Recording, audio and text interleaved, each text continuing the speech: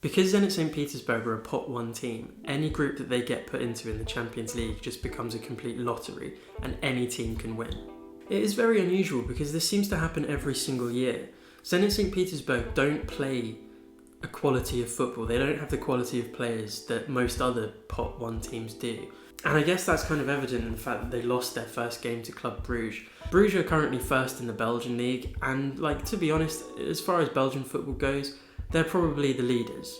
I think Anderlecht were kind of there with Vincent Kompany back when they had Yuri Tielemans, Marco Marin was on loan there, of course. But for the most part, Brugge are storming ahead here. But in regards to this group, I can't really see them getting any further than third, just because the difference between them, Zenit St. Petersburg, and the 2 other main teams in this group is just so significant. Having a team like Lazio back in the Champions League is really exciting, because it's an opportunity for Simone Inzaghi to really showcase what it is that he's been doing for the past few years.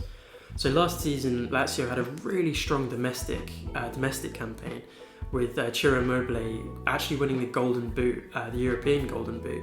He beat out Lewandowski by 2 goals, I think. With any luck, he can continue this run of form both domestically and in Europe as well. Funnily enough, the last Champions League goal that Ciro Immobile scored was actually for Borussia Dortmund of all teams, because he was there quite a while ago. Somebody thought, yeah, he's probably the person to take over from Lewandowski. And sure enough, several years later, it's kind of worked out, sort of. As a result of Juventus having Andrea Pirlo as their manager this season, the Italian league is about as wide open as it can get at this point. This is probably as good a time as any to really push for the Scudetto, because they were very close to pushing Juventus and Inter Milan right to the very limits last season. But then you get teams like Atalanta, AC Milan are building something quite interesting as well. Is this the year for Lazio to say, no, we're going to win it? Because they probably could. If ever there was a year to win the Italian league, this is probably it. But they're back in the Champions League, and surely if you're there, that's something that you're going to want to focus on. My hope is that Lazio can do very well domestically, push Juventus, Inter Milan and AC Milan, and Atalanta of course, as far as they can go, while also having a really strong run in Europe. There's every possibility that they could be contenders for the Europa League.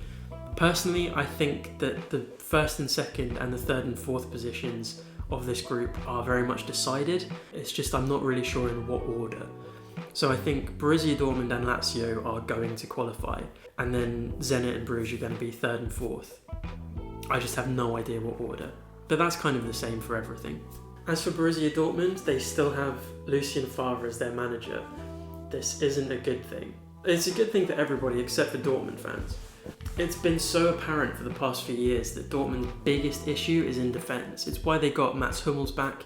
It's why they've tried desperately to find a way to make that just work, even if it does involve bringing Emre Can in and saying, hey, can you shore up defence? And Emre Can has done his best. He has been a really useful addition to the squad. The problem is that there's just so many other problems. They're playing Lucas Piszczek as a right-sided centre-back, and he just doesn't really have that. There seems to be this complete failure in keeping any form of attack out.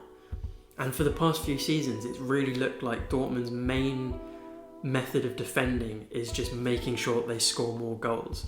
And when you've got guys like Jadon Sancho, Erling Haaland, Marco Reus, Torgan Hazard, when you've got really talented forwards, you can kind of afford to do it. Just make sure you score at least 5 goals, and then hopefully if they only score 4, then that's still a win for us. There has to be a complete overhaul. Dortmund needs somebody like Big Sam Allardyce to come in and say, this is how you defend, this is how you get clean sheets. It's not going to be pretty, it's really not going to be pretty, but it's utterly necessary, because the way that they were conceding goals to Lazio just so effortlessly, trying to play out from the back and once again, over and over and over, just failing, stupid passes, losing possession, just giving into pressure so easily.